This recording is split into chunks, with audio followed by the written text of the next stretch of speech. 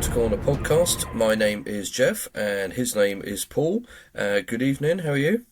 Yeah, good evening, Geoff. I'm Good. very well, sir. Are you good? You're looking well. I have to say, you're looking very spry tonight. Oh, thank you. Yes, it's a filter. Yeah, I've got something on my screen, actually. Yeah. Oh, yeah, there you go. Yeah, That's your bit usual of, haggard-looking self. There I you was go. going to say a bit of Savoy. I mean, no, not Savoy.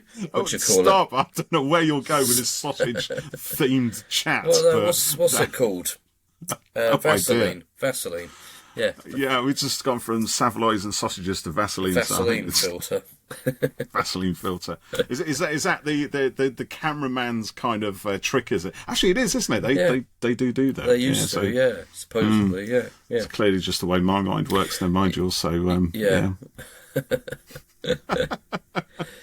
Well, we are here tonight to take a look at the latest 13th Doctor adventure from Big Finish, the number 3 in the series of 12.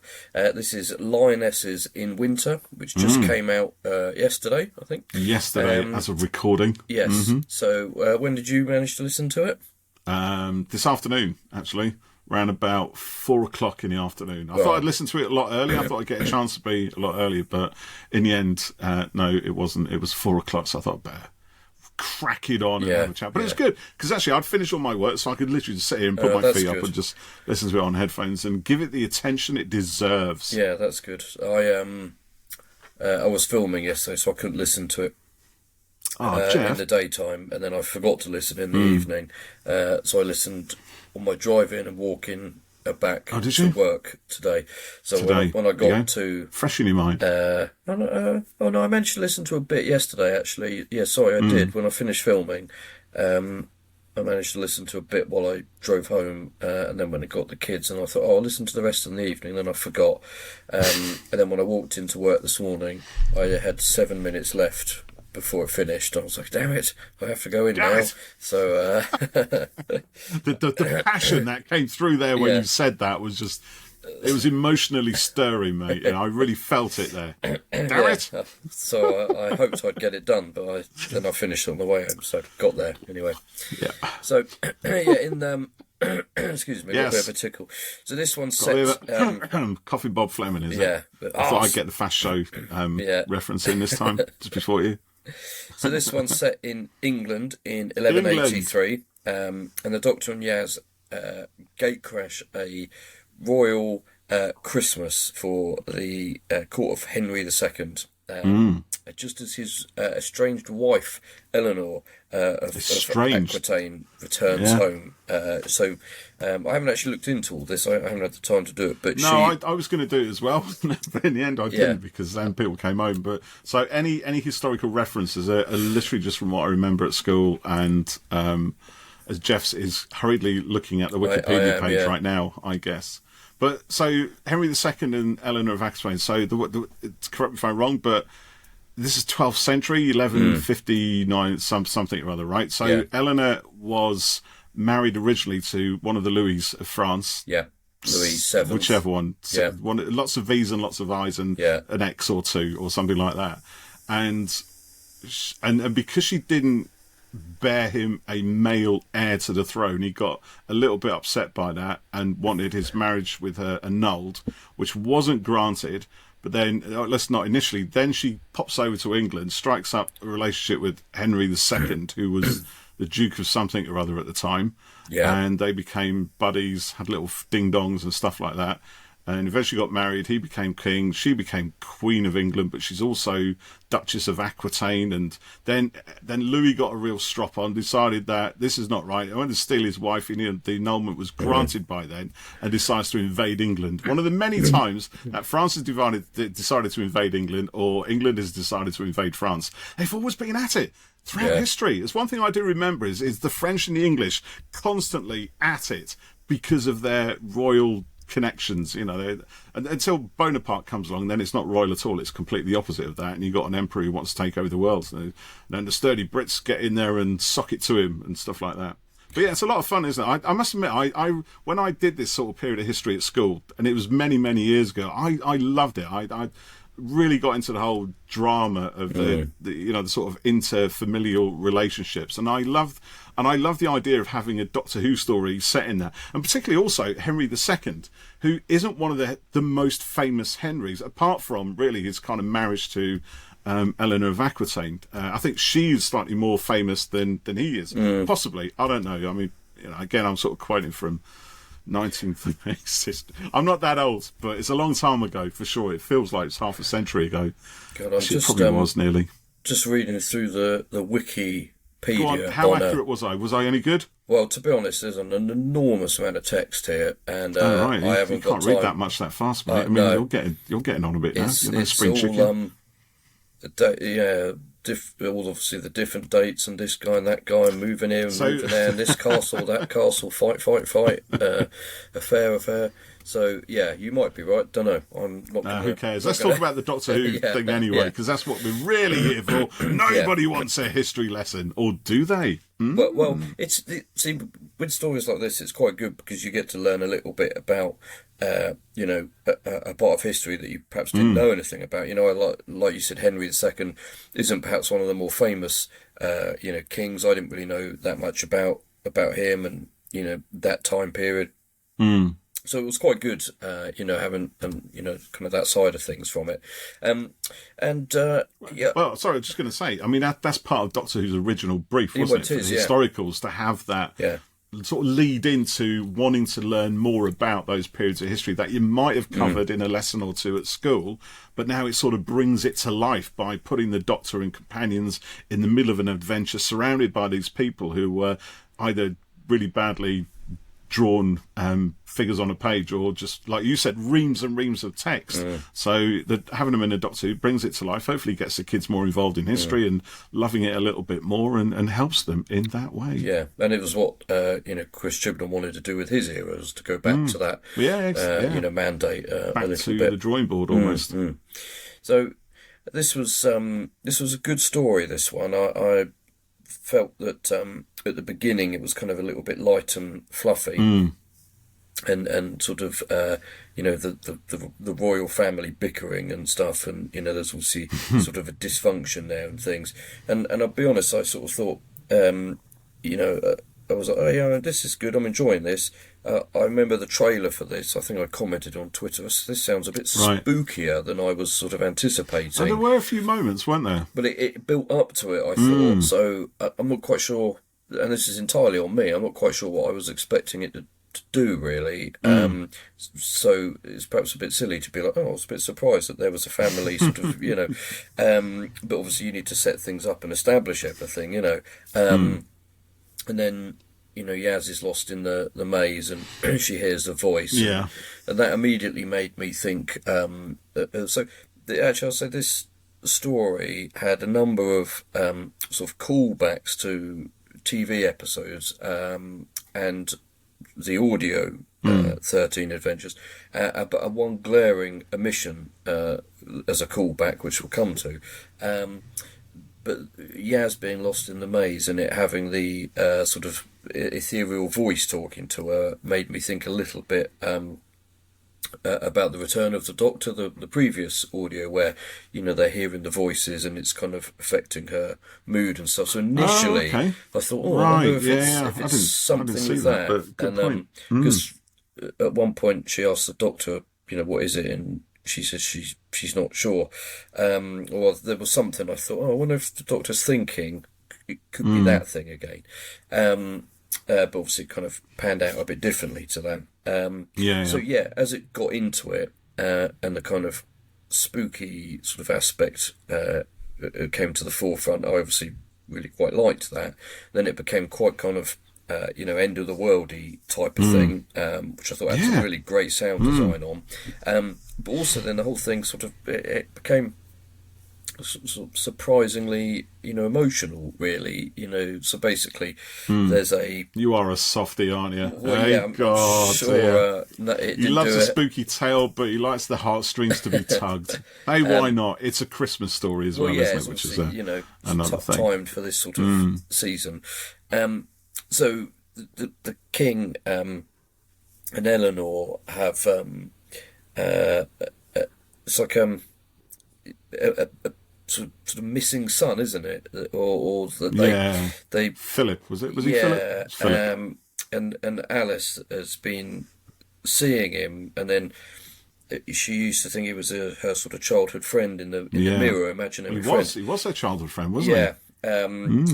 But it was the son that the king and Eleanor had died, but then kind of came back as a ghost and stuff. So they had this mirror in the bedroom, and they would only ever go there to sort of see him, and they both didn't know that she didn't know the king had been there occasionally, and they didn't know that Alice had been there, and blah blah blah. So it all got kind of a bit complicated, and then this Philip is sort of in the castle and in the maze and stuff, isn't he? And he's now grown up, but then he starts to sort of decay and everything, and then the food and or the whole thing starts to collapse, some kind isn't of it? Freaky bits there. I was picturing skeletons eating the food or something, that kind of quite macabre, imagery. So it turned like that, but then it was when Eleanor talked about having lost this son, which just skimming wiki doesn't appear to be an actual truth, but we could find out. Doubt it. Yeah, in this sort of story, you want a few elements that you can kind of make up. So if you kind of think that you can't play around with established history, there's a whole bunch of facts that are out there.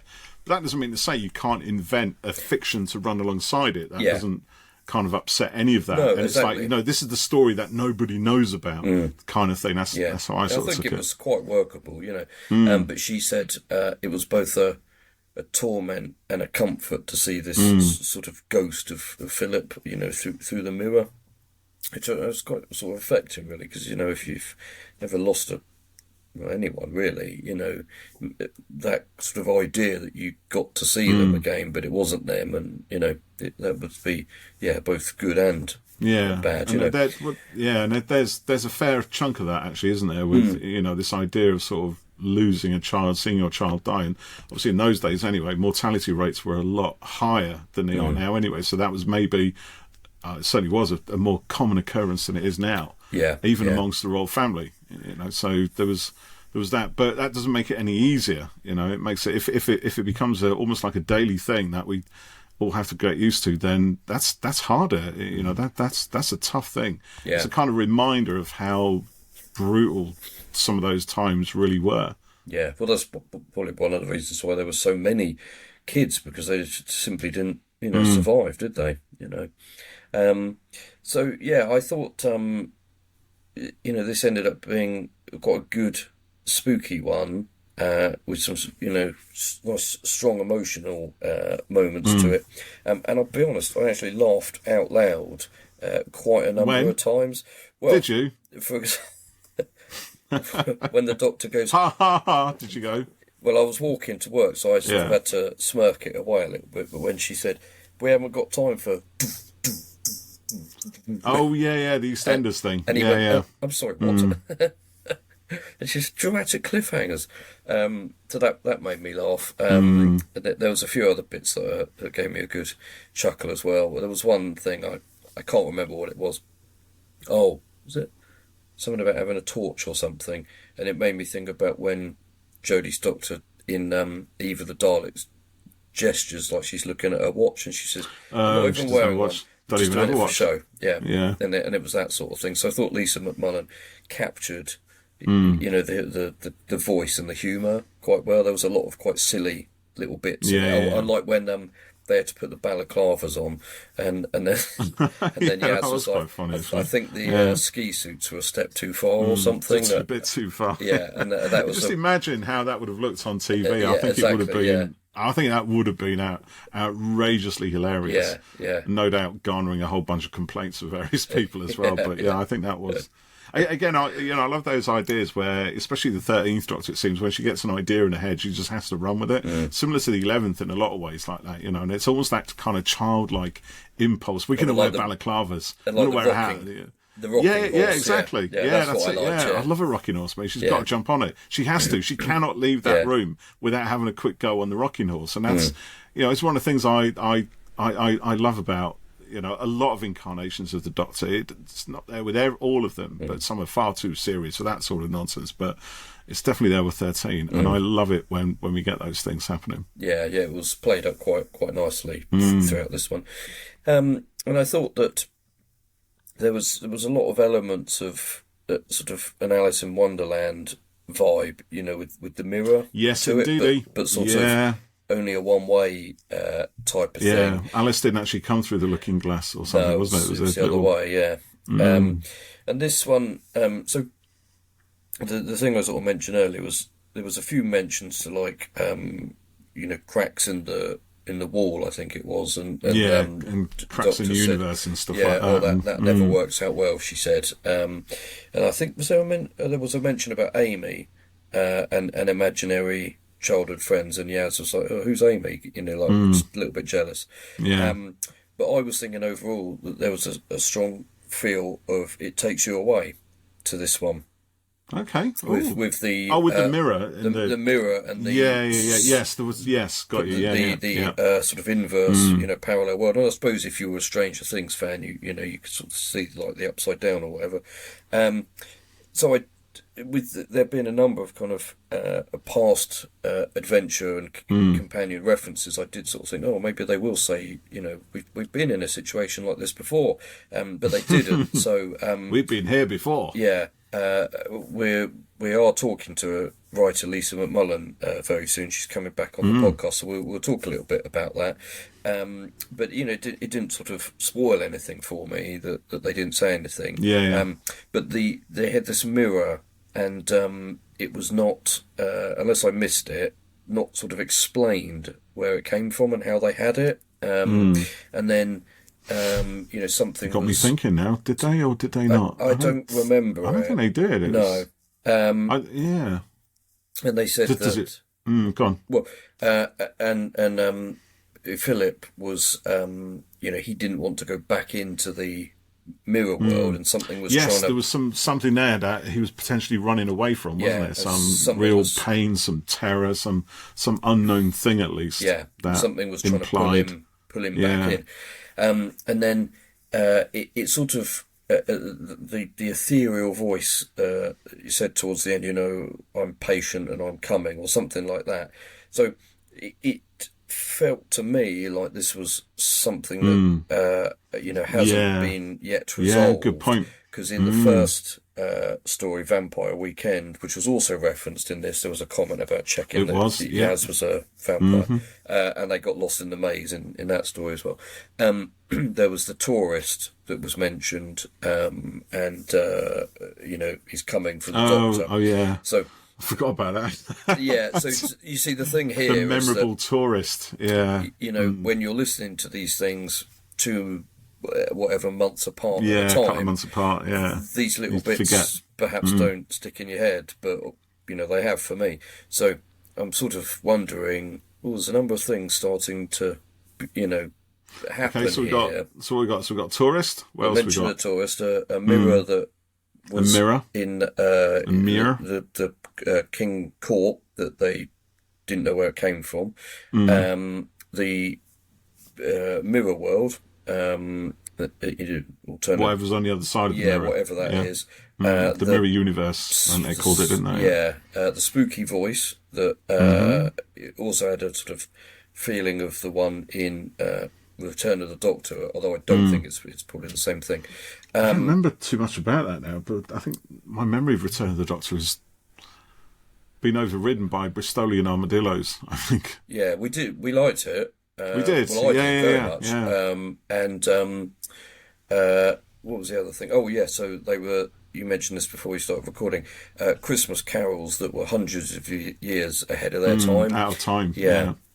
Which was sort of mentioned, but just, nothing else. And, I don't think that Big Finish and the writers there would do this number of things without meaning something. Yeah, you reckon? Yeah, they wouldn't do it by accident, would they? They wouldn't do it by accident, and they wouldn't put "Ding Dong Merrily on High" or whatever. I think it used to be called something else before that, anyway. So it was like a dance tune that was adapted into a carol. But I think the guy who originally wrote that was like 15th, 16th century, and it wasn't made into a carol until like the 1920s or something. Right. And yet it was playing not as part of the incidental music, but as part of the court music towards the start of the audio. Singing. So I remember thinking, I thought, would they have that in the 12th century? Surely not. And the Doctor, mentioned it as well. And it was mentioned later on, wasn't it? Another carol. I think there was another one as well. Actually, I can't remember, but I can't remember which one it was, but I remember there's another one which they play similarly towards the end. Yeah, Eleanor sings something, doesn't she, at one point? Yeah. Well, there's one they sing which I think is genuinely,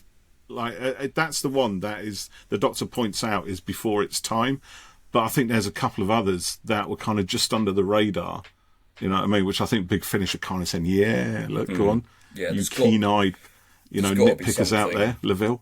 Me, to it.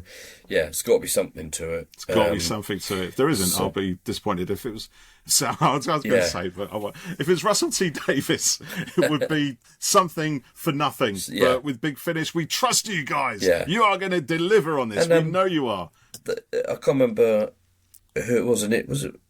Did Tim Foley say this to us, or it was in one of the articles about it, or maybe in the mag or somewhere? Anyway, they did say there is an arc across all of these stories. Oh, okay. So they're not just totally standalone. Yeah. And I think it's clear there's already some things. There's some threads that are being picked up from story to story.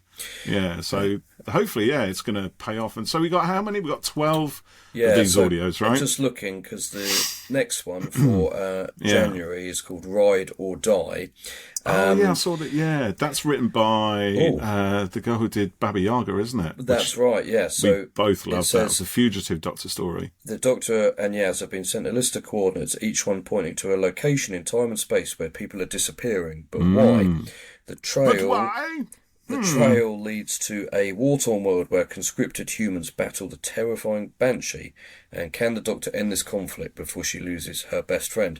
And it sounds right up my street. That I love that. So I love a war zone. Doctor thrown into a war zone. Yeah. And the press release for this one had a quote from Roshana Patel, who wrote it, and she was saying that. The Banshee is leading into kind of folklore stuff, and I thought, the Banshee is a sort of folklore monster villain thing, isn't she? She pops up in various cultures as certain things. Yeah, usually as a hysterical, screaming, ghostly, haggard old woman or something. Which is exactly what it looks like on the cover here. There you go. And I thought, that sounds a little bit like Baba Yaga, and then I think it was Jay writes on Twitter. Said yes, it's the same writer. So it's written by the same person. Yeah, immediately. You didn't know that at the time, though, Geoff. No, I didn't. Or did you? No, I didn't. No. Do your research, mate. Come on. But also, I've just had a look. People look at us as a font of knowledge and on all things who. Do they? Well, clearly not in your case. No. Not even in mine. I've just had a look. Yeah, go on.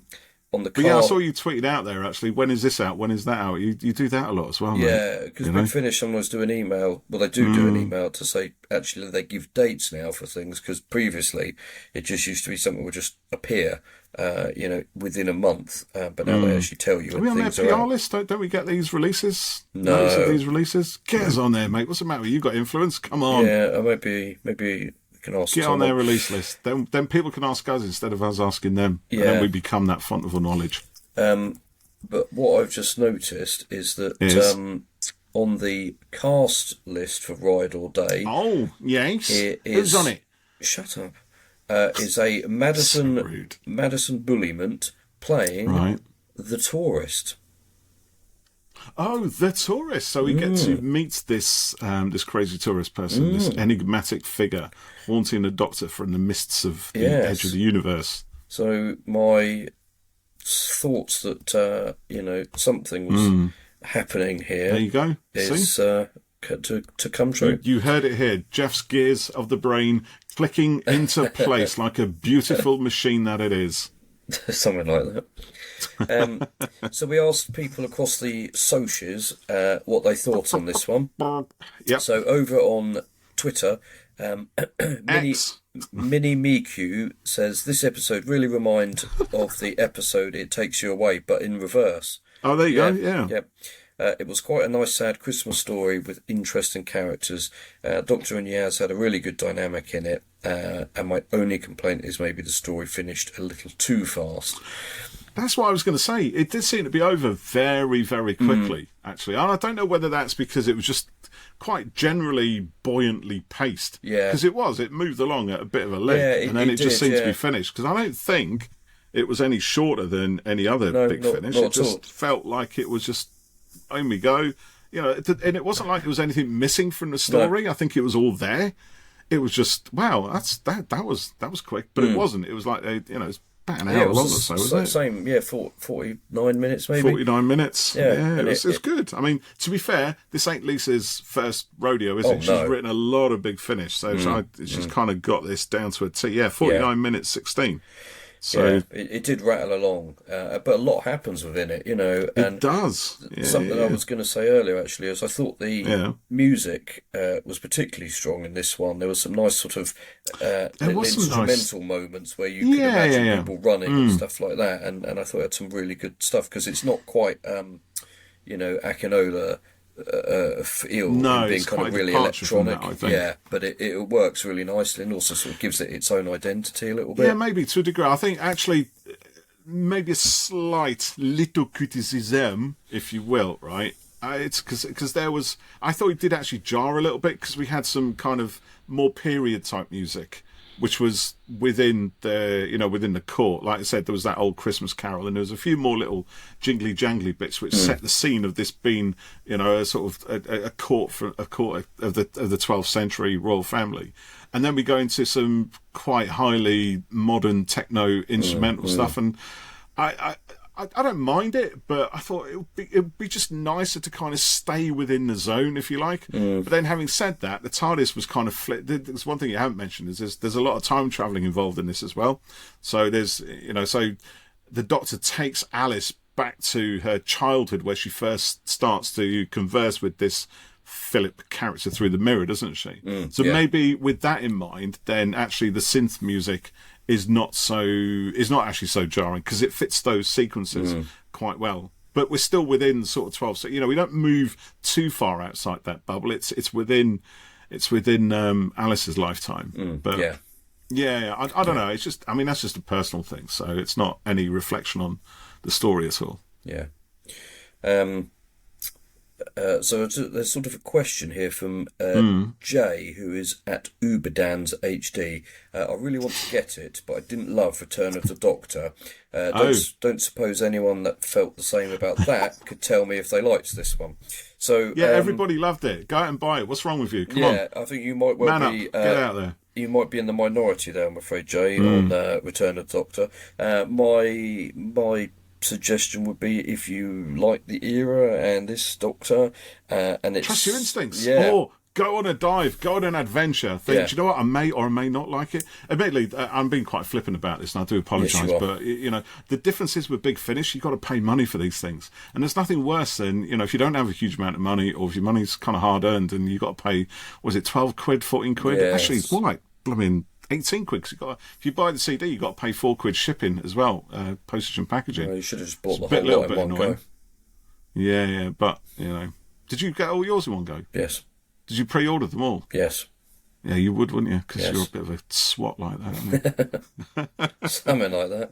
You're a bit of a sweat, I think. Of course you did. No, I do get it. If you haven't got. But that's the thing. If you're suddenly rediscovering the 13th Doctor and really enjoying these audios, and you're buying them, because I didn't pre-order them. If you're buying them like me, you're like, I've got to pay. I just get a download. That's what, 10 quid, 11 quid.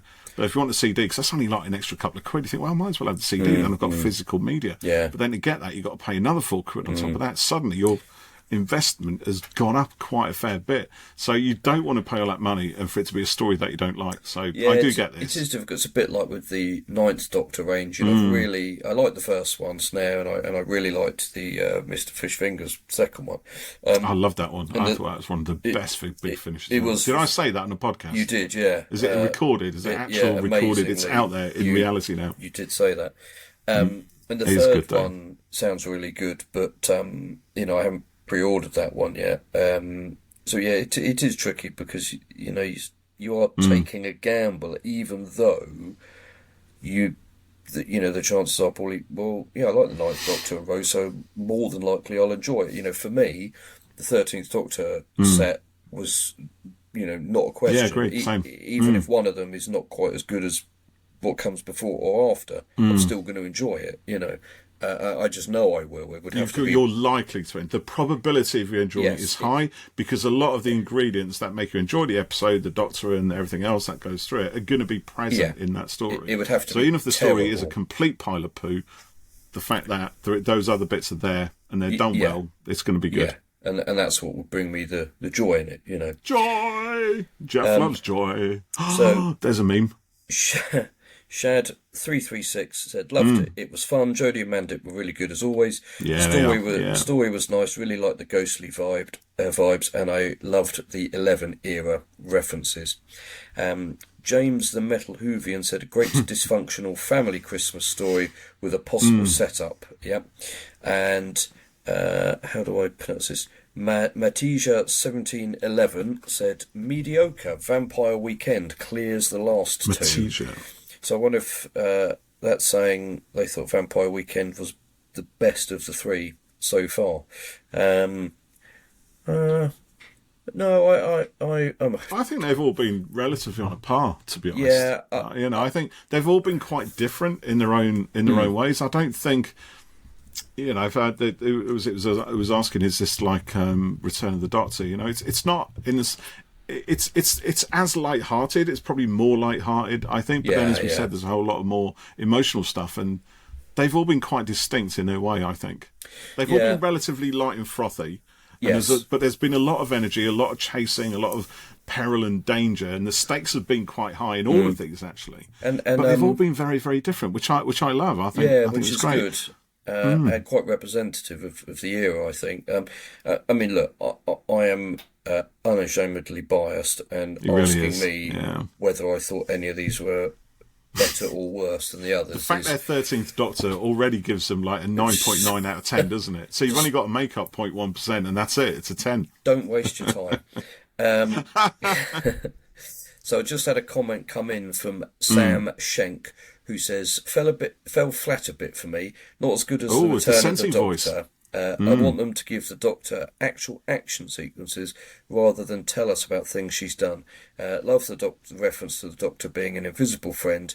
Puzzled that it didn't go anywhere, and no Solitract. So yeah, that's what I was thinking. No Solitract. But it wasn't that story though, was it? It wasn't that universe. It did sort of lean into that. But Sam, I think this is leading to more. That's what there you go. It's open-ended. Yeah. This is quite interesting because, do you know what? For someone who enjoyed It Takes You Away as much as I did, I really thought it was an absolute highlight of series 11. Think about that for a minute. It's so long ago. Series 11 for me. I loved that story. But do you know what? I didn't twig, even though it was called the Mirror Universe. And now that I think of it, It Takes You Away, it was called the Mirror Universe. And it was literally a mirror image of everything. And that was the same in this. Yeah. I didn't even think of it as being the same Mirror Universe. I didn't even, and then there's me thinking about symbolism. I'm thinking about the symbolism of mirrors. How mirrors are kind of used as that sort of gateway, that portal into other realms throughout fiction and folklore and everything else. With the Alice in Wonderland, Alice Through the Looking Glass sort of references. With the maze as well. The idea of having an arboreal maze in a royal garden was quite a thing. Whether it was in the 12th century, I think it was, but I think it became more fashionable a little bit later on. So it kind of stood out as a little bit something that might not have been exactly typical of those sort of years. But then a maze, especially a circular one, is quite often a metaphor for the mind, the way your mind works. So you are at the centre of the maze, you're at the centre of your mind. Finding your way out and navigating it is kind of a metaphor for the whole sort of the human experience of living, learning, suffering, enjoying stuff and so on. And you only find your way out of it when you truly understood yourself, or like Buddhism, reach nirvana and all that, and then you die. Or you know what I mean? So it's that kind of thing. So I was thinking about that. And when you've got a ghost who's an invisible friend from your childhood, it brings the whole... I thought it was very Jungian, Carl Jung, the old psychiatrist from 1920s, whenever it was, Freud's contemporary. Anyone who does stuff like that will know exactly who I mean. So it seemed there's a lot of those kind of symbols within the story of this, and I'm pretty sure, because again, we know Lisa, she knows her stuff. They're not there by accident. I think there's a lot of playing around with that. So I love all that stuff. But the thing about the Mirror Universe and its relationship, it takes you away, completely over my head. Didn't even see it. I've just randomly seen a tweet from Tammy, who's at Shit Zoo with some underscores, and she's or they. Is it literally a shit zoo? No, it's SHI underscore TSU underscore. They've put a clip from Lionesses in Winter with the title music, and they said, headphones aren't enough, I need to inject this intro directly in my veins. So I've just seen that and now just read it out. There you go. Brilliant. So do we have any comments over on our other socials as well? Yes, we do, Jeffrey. We had a comment on Facebook, I believe. Actually, not on our page, because I was quite late when I posted this. So it was on. It's on Doctor Who Infinity. Our lovely friends over there who are really, really good at letting us tell people about our podcast and everything else. Simon Taylor there says, excellent story. I find the best. Thank you, Simon. We had a bunch on Blue Sky as well, actually. We had one on Blue Sky. This is Gavin Alexander says, I thoroughly enjoyed it, but I wish... Oh, you read this one, didn't you? I don't know. What is it? No, maybe you didn't, actually. Somebody else... I've got a deja vu there. So Gavin says, I thoroughly enjoyed it, but I wish it was longer. Felt far too short. This is what he was saying a couple of minutes back. So, but then he goes, and Kevin Matherin mispronounced Mandip when he read out the credits at the end. I thought he did. I thought he said Mandy. As well. Yeah. But he was doing two voices, wasn't he? Was he? He was doing... I think... Hold on, I better double check now. Did I just imagine this? Bear with me, caller. Just 1 second, and we shall deal with your... And I thought, surely it's just details. I've misheard it. Kevin Matherin, so he played King Henry and Prince Richard as well, so... Okay, right. Which is quite good. So it's a slightly higher pitch in his voice there. This whole thing about one actor playing two roles in an audio, mate, I mean, what's that all about? It is a bit confusing, yeah. It's all very egotistical, if you ask me, frankly. Next, they'll be writing it as well, you know what I mean? It's just... I write it and I'll star in it and it's all about me, bless you. I'm sure that never happens. No. Was there anything else I was going to say about this, actually, before I went off on that? Because I did think of something as you were talking, and now I've forgotten about it. It's probably not a bad thing, actually, to be fair. Is it gone? Can't remember. Yeah, it's just gone, mate. You started talking about passcodes and everything, so it's disappeared now. It has disappeared. Yeah. Well, overall, this was great. I mean, Yes, sorry, I remember what it is now. It's the whole... okay, so what we haven't really talked about is the fact that this is... I know we referenced it, but it's very much a Christmas tale, right? It's called Lionesses in Winter. It's pitched as a Christmassy thing. There's Christmas carols in it. And one thing I love about a lot of... not so much the modern series Christmas specials as such, but whenever there was... Obviously, the old series never used to do Christmas specials, but there were episodes that went out over... Christmas or around the sort of Christmas time, right? So we got the classic First Doctor episode from the Daleks Master Plan, The Feast of Stephen, which is where the Doctor sort of runs around the set of Z cars and addresses the audience at one point, right at the end, straight to camera, breaks the fourth wall and wishes everyone at home a very happy Christmas and all that kind of thing, which obviously never happened again ever, right? But nonetheless, so, and then we had things like the Horns of Nymon, right? 1979, which ended up by pure accident being the last episode, almost like the finale story of that season, because the actual finale story was never finished until like 20 something or other, right? It was much later on when it was actually completed, sort of, and even then only by animation. So Sharda never happened. So the Horns of Nymon, which was meant to go, which was always going to run over Christmas, was more of a kind of a pantomime kind of feel, like a lot of that season was anyway. But Horns of Nymon just went out there, whether that was intentional or by accident. Nobody really knows for sure, but it happened. But it kind of works, partly because it's a sort of a Christmassy kind of episode. And I think this story, I'm pretty sure, and we can ask Lisa about this when she comes on, I think it was kind of pulling off a lot of that, things like that. Also, like the Donald Cotton historicals, like the Romans, the gunfighters. I'm saying Donald Cotton, Dennis Spooner wrote a couple of those as well, actually. Those from the first Doctor's era, where, especially the Romans, where the Doctor's having a great time running around Nero's palace chasing. It's almost like Scooby-Doo. Actually, it's Nero who's doing the chasing, not the Doctor. He's far too serious for that kind of thing. Yeah. But there's a lot of fun, but there's also a lot of adventure as well. And I thought this story absolutely had that. A little bit OTT in places, a little bit referential, very, very teasing, like you said, very spooky. We go from having doof, doof, doof, doof, doof, EastEnders kind of references, which ha ha ha, very funny. They're not going to be relevant. Nobody's going to have heard of it. When he said has been off the air for like 50 years, what does that mean? In the far future. But it's funny for us right now because we know exactly what it is. We know what it references. And it's exactly the same when you get things like that in the Romans and the Doctor talking to camera in the Feast of Stephen. It's that sort of thing.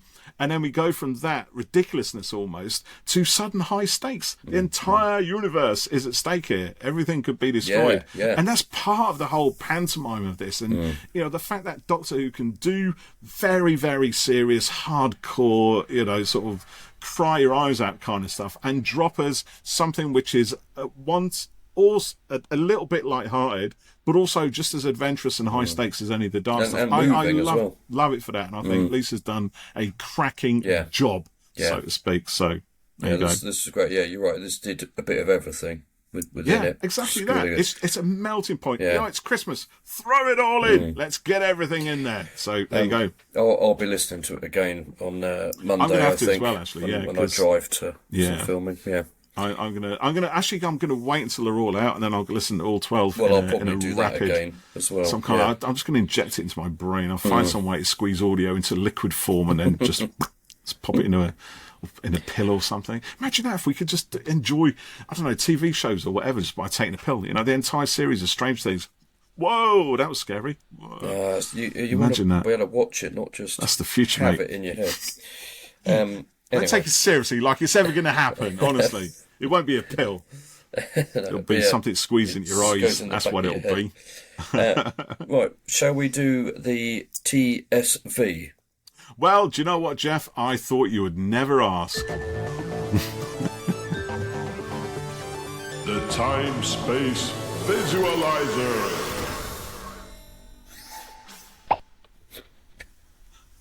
There you are then. Welcome to our Time-Space Visualizer section of the podcast, in which we talk about loads of things that aren't necessarily related to Doctor Who, but which nonetheless give us great joy. Is that not right, Jeff? That is right, yes. There you go. In a nutshell. I just made that up right there. Yeah. So what have you been doing?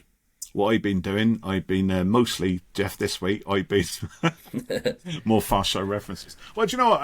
I finished watching Foundation, which I think we talked about last time. Oh, man, that was so good. That was so good. I love that show so much. It's just everything I love about sci-fi in a very expensive, big budget, kind of hardcore show. It's just great. So, but I finished that literally after we finished that podcast, and then I had a hungering. I had a big hole in my life which needed to be filled with more hard, full-on visual sci-fi. So I'm back on Apple, because Apple TV, Apple Plus, whatever they call it, is really, really good for this kind of stuff. Yeah. It's usually really high quality drama, and some, you know what I mean? So anyway, right? So I'm looking on there, and I thought, oh yeah, Invasion, right? Invasion, because I remember watching the first series of this, probably around the same time as Series 1 of Foundation of that. I think it's been going just as long, right? And I didn't really enjoy it that much, I don't think. So I watched the whole first series, and I thought, I'm not really sure. Because it's one of those real slow burners. Have you ever seen it? Do you know what I'm on about it? Right? Yeah, I've seen the image for it. You've seen the image? Yeah. So it's you go through the whole of Series 1 and you only get a few glimpses. I think the last couple of episodes you see more aliens and stuff. Right. And you get more of an idea of what's happening. But anyway, long story short, there's now 3 series of that on there, and I thought, well, there's 3 series, it's got to be quite good. I'll watch it again, bearing in mind, I thought, it's a little bit slow going and blah, blah, blah. Mate, I'm loving it. So, I'm absolutely loving it. I'm still only on Series 1, right? So I've got another 2 series to watch. So my plan is to watch the whole of the invasion, 3 series of it, start to finish. You're not even listening to me, are you? I am. No, I'm looking at I looked it up, and there's a picture of a woman standing in front of what looks like a mutated Independence Day alien.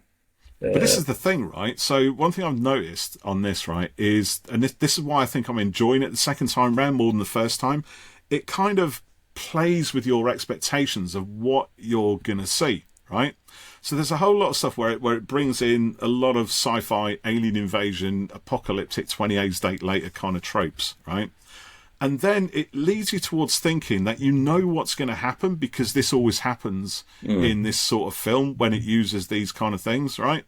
And then it will snatch it all away from you at the last minute and twist and show you something which, maybe you did half expect or half fear, but oh my God, they're actually going down this route now, which is the thing that Game of Thrones did really, really well, right? Game of Thrones sort of played on a lot of those fantasy tropes, and then immediately is whilst promising to deliver you something which is, and is comfortable and is familiar, suddenly bang, it all come crashing down, it will change and it'll be something completely different. So Invasion does the same sort of thing, and it's not a happy show, I'm not going to lie, right? So if you're looking for joy, you will not find it here.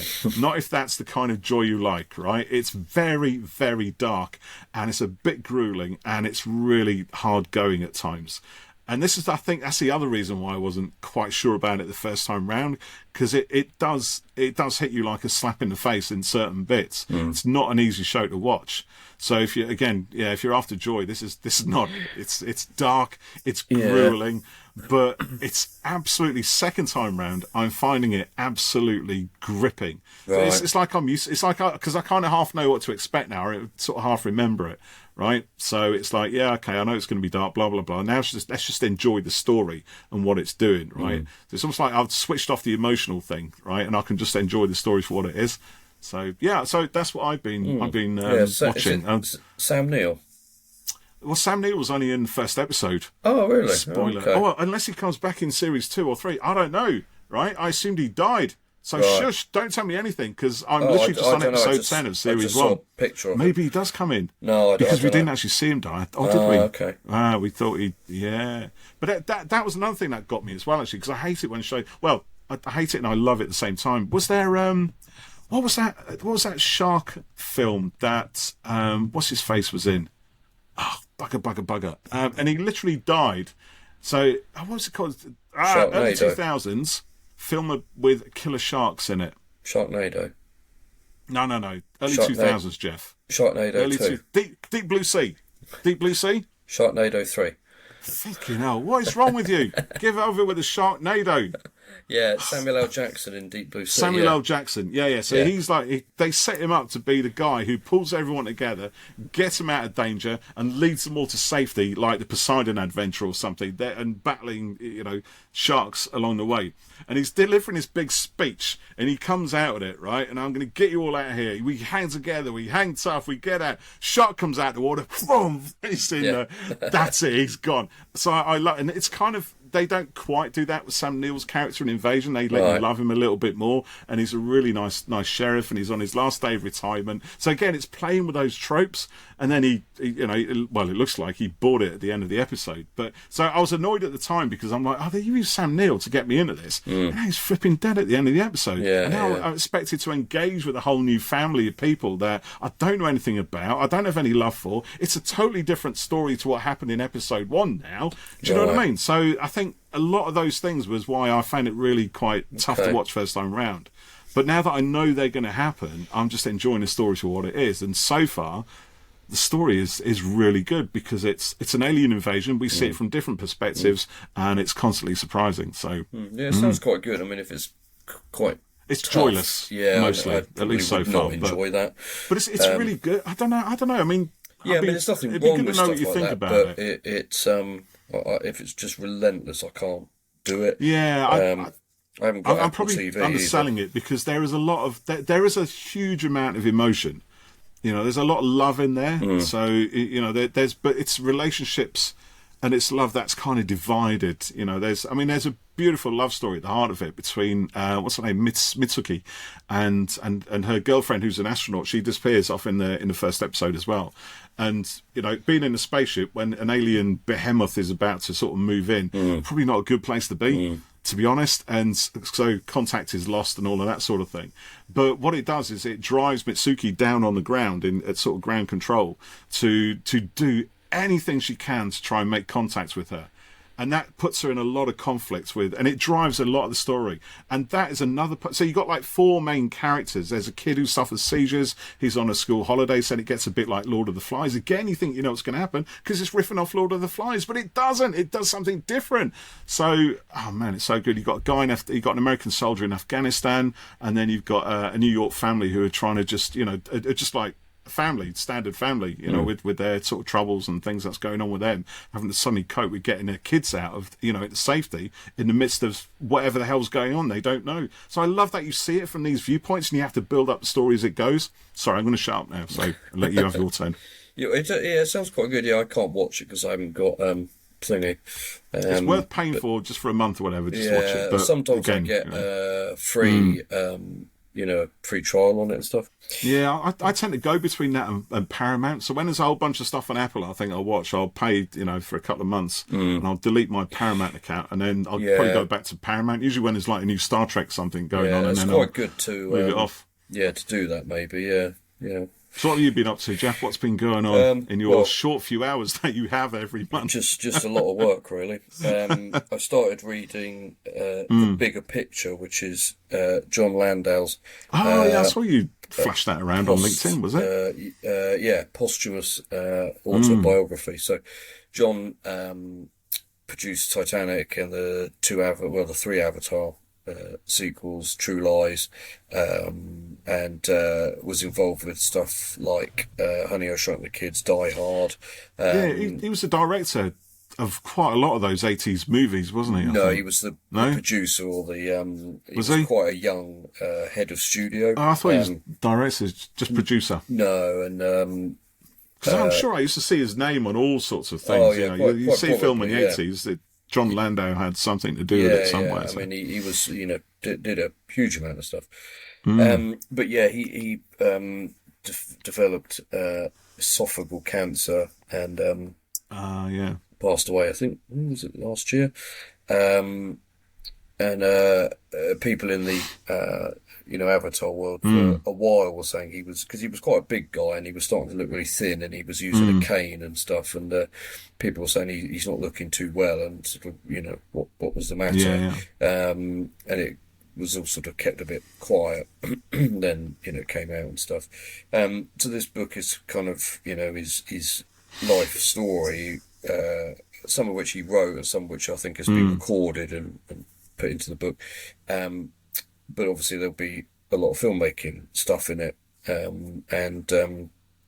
You know, so far, I've only read a little bit of it, but it's brilliant. As I met John briefly, so my signed picture there was signed by him. And people always said John Landau was a really nice guy, really lovely, and despite the you know, power and, you know, his sort of high profile, was just a good guy. And the book talks about how he realised that, you know, by encouraging and being kind with people, you could get more out of them and push them to be their best. And you know, he never needed to shout at people or, you know, be the sort of tough you know, filmy type that you see.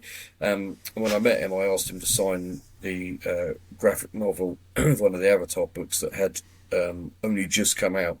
He said, I haven't seen this in the wild yet. Can we take a picture together so I can send it to Josh, who is the brand manager? No. Not. So we had a picture taken together. That's brilliant. But I never saw the picture. But I thought he didn't send it to you? No. The photographer guy they had did it. So somewhere, you know, that's out there. But there's a picture of you know, John Landau and the brand new book. Yeah, so that was really nice because he was excited.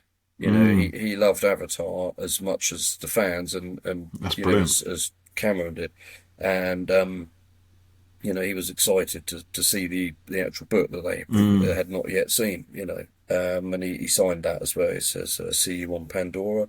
So really just a nice guy. We had a little chat, and so this book, I think would be quite inspiring, really, and quite moving as well. So that's Brilliant. what I've been reading. Yeah. So that's about it. Sounds really. fun. Yeah. Are you a long way through the book? Have you got loads of it to read, or have you been? Oh, I've done about 2 chapters, but it's been really good so far. It's probably going to take you a little while. Yeah, and I was part way through The Devils as well, which is a book that Cameron bought the film rights for.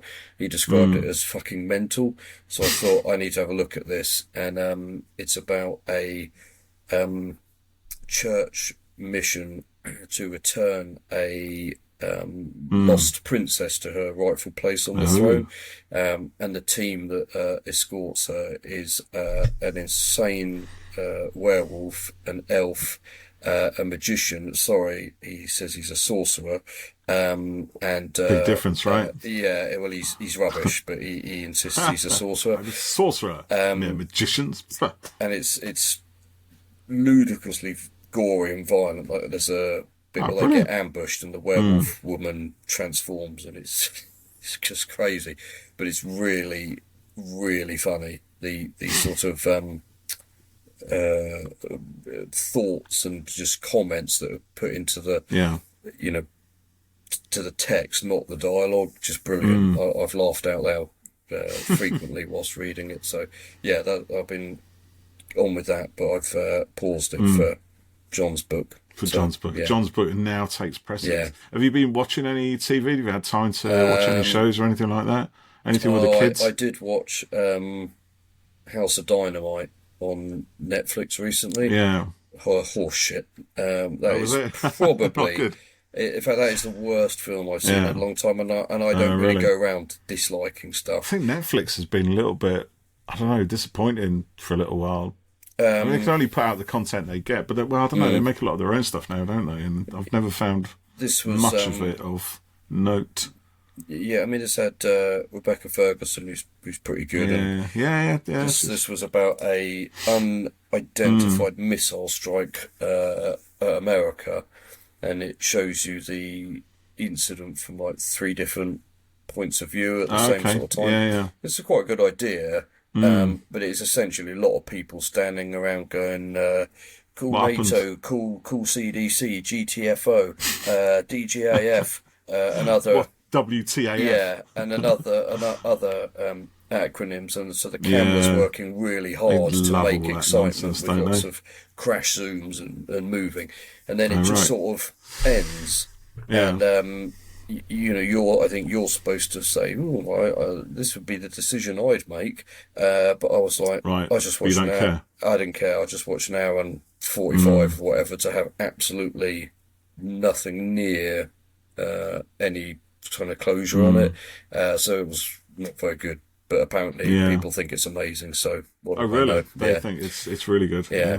Interesting. And I watched I Know What You Did Last Summer, the remake, or the reboot one. You told us about this on the last one, so I'm not going to let you have that. Yeah, that doesn't count. Good. But all of these, by the way, take me about 4 nights to watch. Yeah, so I'm quite lucky at the moment because both my kids are away from home right now, so I've got a lot of my time back. So I don't. I'm saying enjoying it while it lasts. I tell you now. Yeah, you should. Yeah. It won't happen forever. On that note, I need to go and do some more work, so I will sign off. Oh, God bless you, Geoff. You are doing it for the nation's economy and everything. So got to do it before Rachel Reeves fucks us all over. Oh dear, let's not get started on politics. No, so on that note, we wish you all a lovely evening, day, whatever you're doing, whatever time of day you're listening to us. Thank you for doing it. We love having you along with us, indeed, and look forward to the next one. See you next time. Bye. Next time. Bye for now.